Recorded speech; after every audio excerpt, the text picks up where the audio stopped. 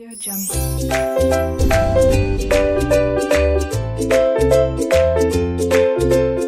Hi guys, welcome to our channel mnemonics की दुनिया and मैं हूं आपका दोस्त सीए नीलेश रोहित।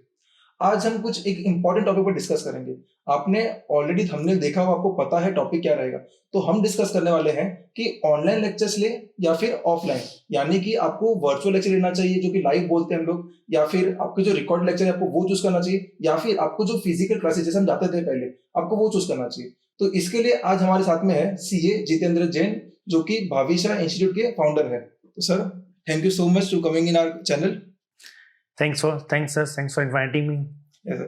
तो सर, आपने देखा है कि जो अभी कोरोना के पीरियड में सब क्लासेस फिजिकल क्लासेस पूरे बंद हो चुके थे एंड आपने भी ऑनलाइन लेक्चर्स लिए थे। तो सर, अभी स्टूडेंट्स के माइंड में यही प्रॉब्लम है कि ऑनलाइन लेक्चर ले, मतलब लाइव लेक्चर अटेंड करें, या फिर पेन ड्राइव लेक्चर ले, या फिर हम लोग इसमें ऑफलाइन में जाए। क्योंकि सर, आपने तो बहुत सारे लोग को यहाँ डील किया हुआ है, बहुत सारे स्टूडेंट आपने देखे हुए हैं, भले वो सीए कोर्स के हो, सीएस कोर्स के हो, सीएमए लेवल पे हो, या फिर फाउंडेशन इंटर। तो सर, आपके एक्सपीरियंस से आप क्या कुछ पॉइंटर्स रख सकते हैं कि कौन से चीज को ध्यान में रखना चाहिए बिफोर चूजिंग एनी क्लासेस? तो सर प्लीज।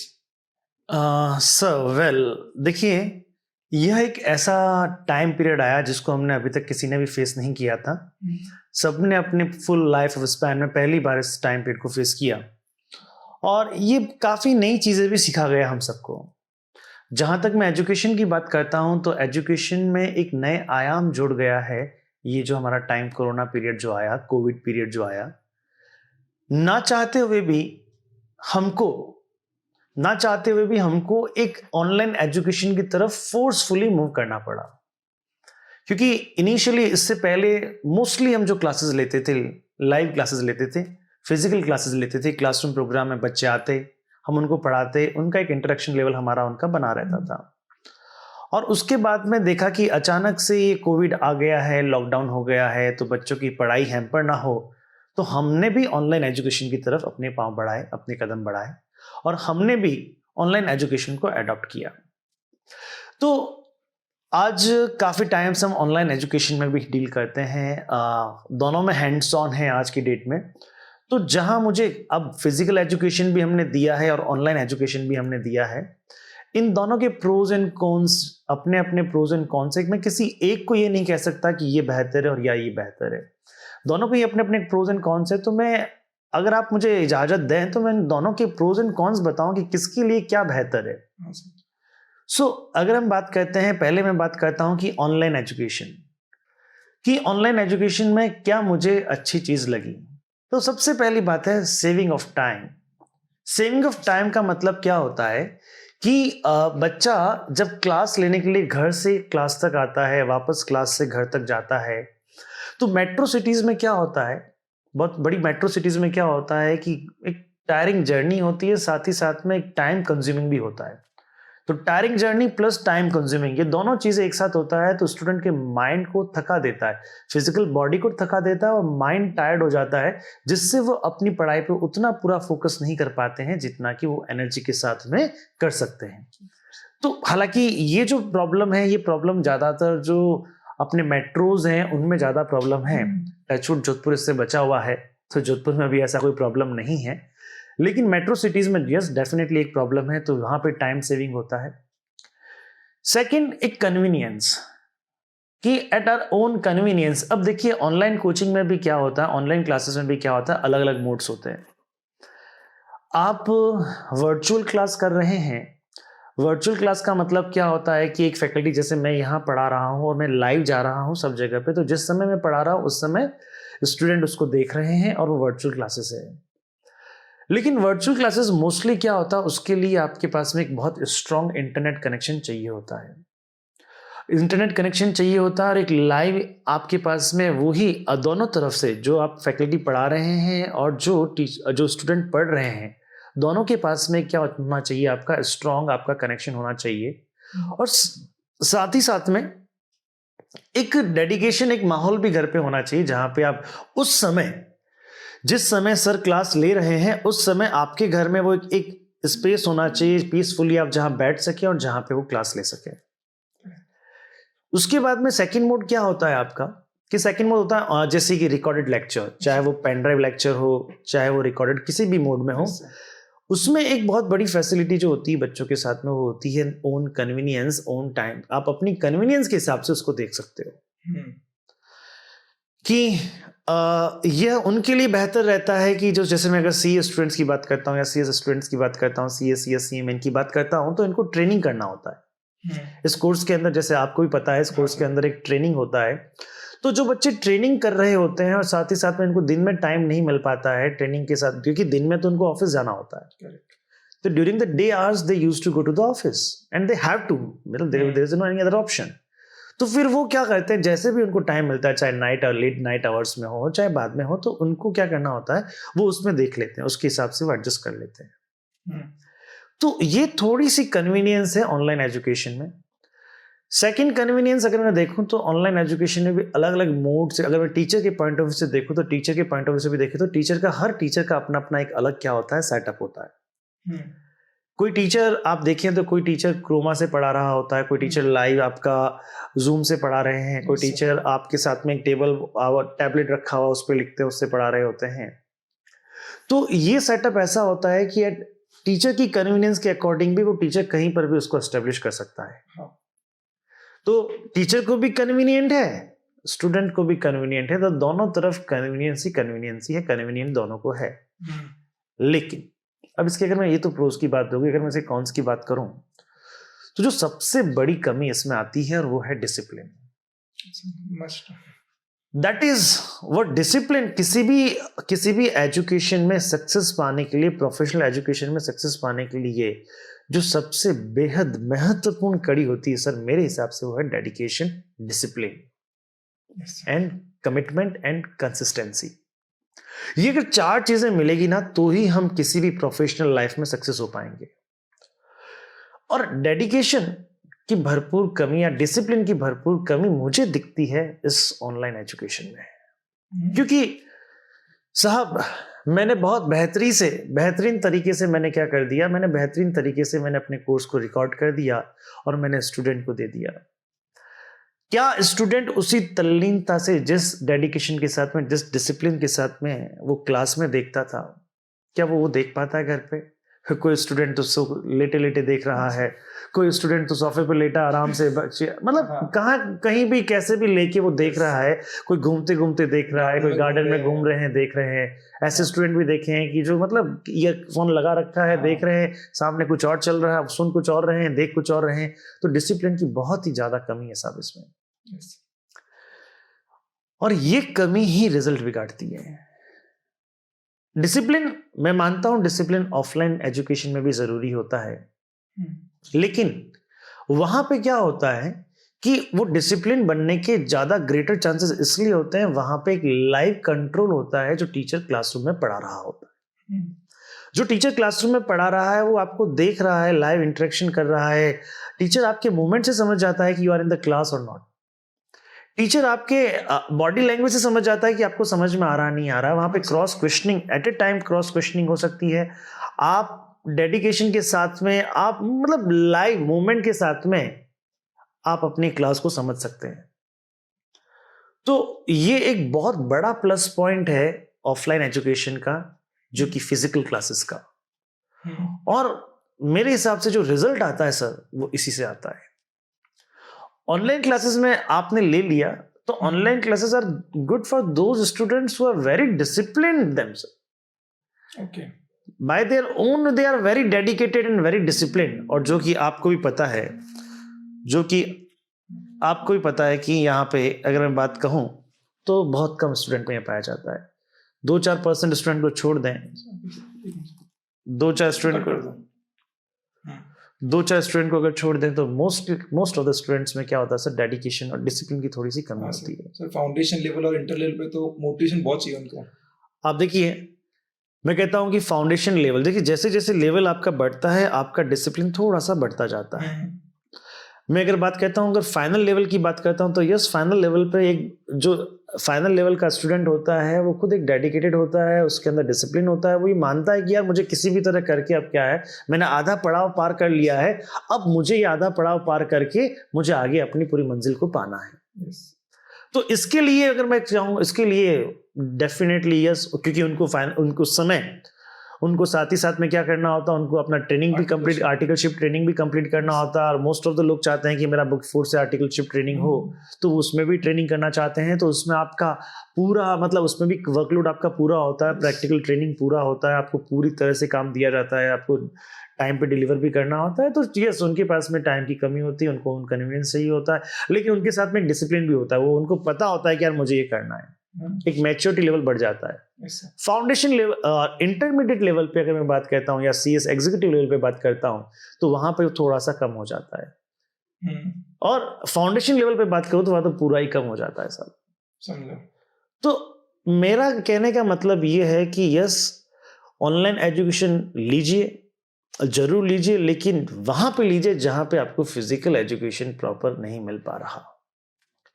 और फिजिकल एजुकेशन में बहुत डिस्टेंस है, बहुत फार डिस्टेंस है, वहाँ पे एकदम टायरिंग जर्नी हो रही है, आपको 1-1.5 घंटा आने में, 1.5-2 घंटा जाने में लगता है, तो 4 आवर्स आपको ऐसे ही वेस्ट हो जाता है।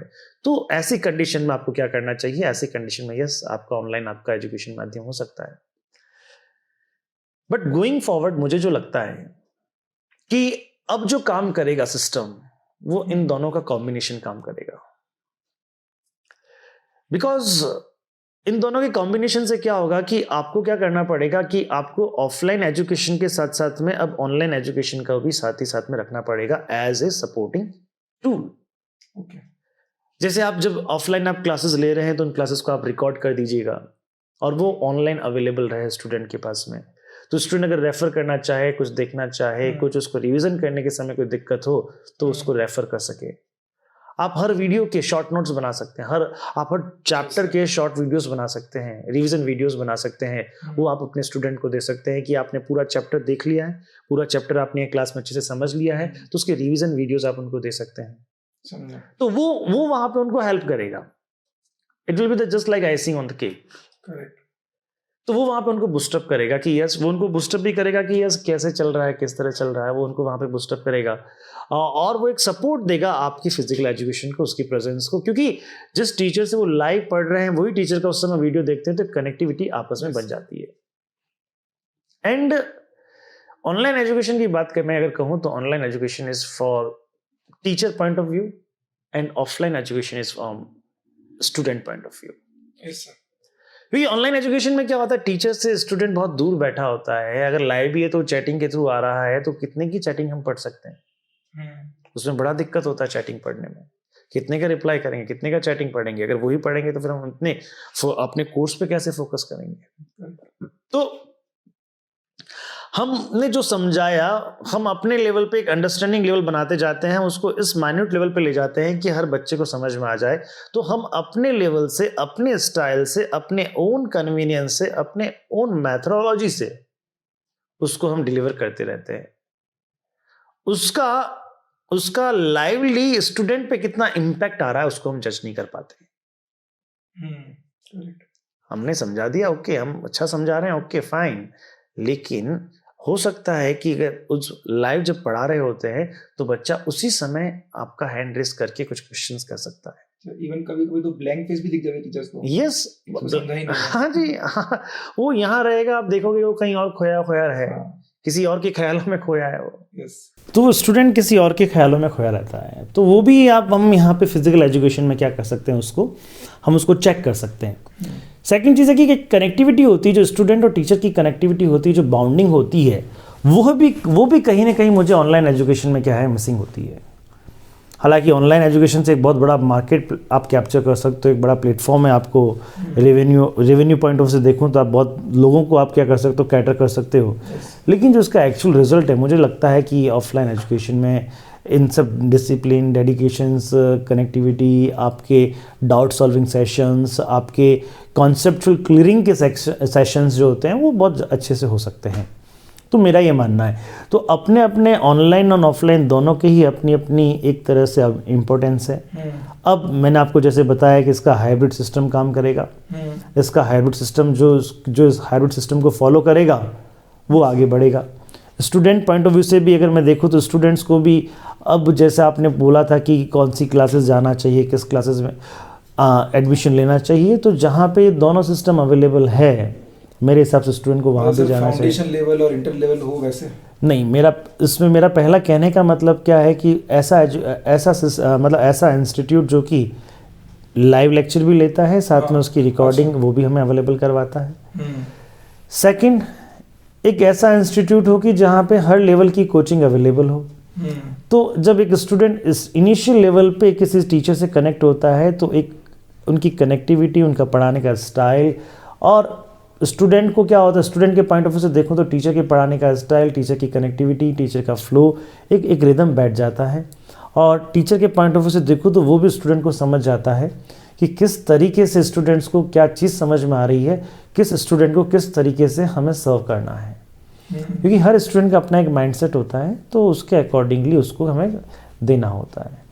उसका असेसमेंट क्या हो रहा है, असेसमेंट जैसे इंस्टीट्यूट में रेगुलर असेसमेंट्स हो रहे हैं या नहीं हो रहे हैं।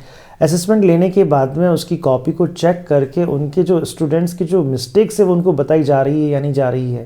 तो एक हेल्दी, एक कॉम्पिटिटिव माहौल, एनवायरनमेंट वहाँ पे अवेलेबल है या नहीं है, ये सारी बातें देखनी होती है। अगर ये सब अवेलेबल है तो आप उस इंस्टीट्यूट को ज्वाइन कीजिए। साथ ही साथ में वहाँ की फैकल्टीज़ भी कितनी डेडिकेटेड है और कितना प्रोफेशनली क्वालिफाइड है। So who is running the show, ये भी आपको कहीं ना कहीं देखना होता है। Suppose I am going to any institute और any other person who himself is not a, मतलब अगर मैं, ये मेरा पर्सनल ओपिनियन है, it's my total personal opinion, मैं ये नहीं कहता, इट मे बी रॉन्ग और right, I don't know, but it's my personal opinion कि जिस दर्द को मैंने सहा ही नहीं, तो जिस दर्द को मैंने सहा ही नहीं, तो उस दर्द की कीमत मैं क्या जानूँ। सो सेम स्टाइल में है कि अगर आपने उस चीज़ को सहा ही नहीं है, उस चीज़ को देखा ही नहीं है, आप उस जर्नी से गुजरे ही नहीं हैं, और जैसे एक चार्टर्ड अकाउंटेंट है तो उस जर्नी से गुजरा हुआ है, उस जर्नी से, एक सीएस है तो उस जर्नी से गुजरा हुआ है, सीएम है तो उस जर्नी से गुजरा हुआ है, तो अगर आप उस जर्नी से गुजरे हुए नहीं है तो आप कैसे किसी और को सर्व कर सकते हैं। तो मेरा कहने का मतलब यही है कि इंस्टीट्यूट देखें तो who is running behind this, कौन है इसके पीछे, फाउंडर कौन है, इन सब बातों का थोड़ा ध्यान रखें। इंटेंशन देखिए उनका क्या है, वो अब जब पेरेंट्स स्टूडेंट्स मिलता है तो उसको समझ में आ जाता है कि किस तरह से मेरे लिए कहाँ बेहतर हो सकता है, कहाँ पे स्मॉल क्राउड में, स्मॉल जगह पे मुझे इंडिविजुअल फोकस कहाँ मिल सकता है। तो उन सब बातों को ध्यान में रखते हुए कोई भी स्टूडेंट सेलेक्ट करे। बाकी तो at the end of day तो स्टूडेंट को मेहनत करनी ही पड़ेगी, स्टूडेंट को, हाँ, लेकिन अगर राइट डायरेक्शन में हम मेहनत करते हैं तो उस मेहनत का रिजल्ट भी हमको अच्छा मिलता है। एंड अगर हम सिर्फ मेहनत करते जाते हैं, देखिए पत्थर पे चोट मारनी है, हमें एक पत्थर से मूर्ति बनानी है, तो उस पे किस जगह पे कितनी चोट और कितनी तरह से उसको मारना है, किस तरह से उसको तराशना है, वो एक अच्छा गाइड आपको बता सकता है। चोट हर कोई मार देगा, लेकिन चोट अगर आपने बहुत तेज से मारी वो पत्थर बिखर जाएगा, और अगर आपने चोट को प्रॉपर तरीके से दिया और जहाँ जिस समय जितना आपको वेट चाहिए उस समय आपने उसको उस तरीके से दिया, तो वो पत्थर एक मूर्ति बन जाता है और उसको लोग पूजते हैं। तो ये डिपेंड करता है कि आप किस तरह से काम कर रहे हैं, किसके अंडर में काम कर रहे हैं, जो आपको गाइड करने वाला है वो कैसा है। तो इन सब बातों को ध्यान में रखते हुए आपको कोई भी कोचिंग ज्वाइन करना चाहिए। एंड ये मेरा नटशेल में कंक्लूजन रहा है। अगर मैं नटशेल में बात करूं तो अगर मैं ऑनलाइन एजुकेशन की बात करता हूं तो ऑनलाइन एजुकेशन में आपका टाइम सेविंग है और आपका क्या है, आपका कन्वीनियंस है। लेकिन वहाँ पे इन दो की वजह से कुछ चीज़ें मिसिंग भी हो सकती है। कंसिस्टेंसी मिसिंग हो सकती है, आपका डिसिप्लिन मिस हो सकता है, आपकी what we can say dedication miss हो सकता है, और आपको जज करना वो भी मिस हो सकता है। क्योंकि आपने कितना पढ़ा, कितना समझा, वो सब कितना किस तरह से आपने प्रोग्राम को एग्जीक्यूट किया, कितने टाइम में करना चाहिए था, कितना किया, वो एग्जीक्यूट किया, वो थोड़ा मिसिंग होता है वहाँ पे। और ऑफलाइन की बात करता हूँ तो यस, यहाँ पे कन्वीनियंस नहीं होता है, जिस टाइम पे क्लासेस उस टाइम जाना पड़ेगा आपको। थोड़ा सा डिस्टेंस भी हो तो वहाँ भी जाना पड़ेगा आपको।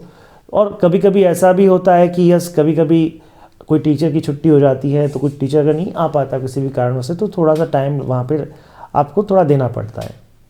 लेकिन इसके साथ में डेडिकेशन, डिसिप्लिन, ओन जजमेंट आपको चेक किया जा सकता है, असेसमेंट प्रोसेस लिया जा सकता है, ये सारी चीज़ें वहाँ पे होती है। और जो कि किसी भी, मेरे हिसाब से जो भी किसी भी एक प्रोफेशनल एग्ज़ाम में सक्सीड करने के लिए, उसको सक्सेस पाने के लिए ज़रूरी होता है। तो इट्स, मेरे हिसाब से मैंने आपका जो क्वेरी था उसको मैंने इस तरह से रिजॉल्व किया। बाकी थैंक यू सो मच, आपने मुझे इस चैनल पे बुलाया और एक मौका दिया कि मैं स्टूडेंट से रूबरू हो सकूं, और आपने मुझे इस प्लेटफॉर्म को यूज़ करने का आपने मेरे को परमिशन दिया। Thank you so much for that. Sir thank you, आपने इतना अच्छा जो एक्सपीरियंस अपना वो शेयर किया। जो स्टूडेंट्स जो अब तक कन्फ्यूजन में थे कि सिर्फ ऑनलाइन ही बेटर है या सिर्फ ऑफलाइन बेटर, उनको आपने एक सही डायरेक्शन दिया, तो sir thank you so much. तो ये थे हमारे साथ में सीए जितेंद्र जैन, जो कि फाउंडर है भावेश इंस्टीट्यूट के। So thank you sir, and चलो बाय बाय।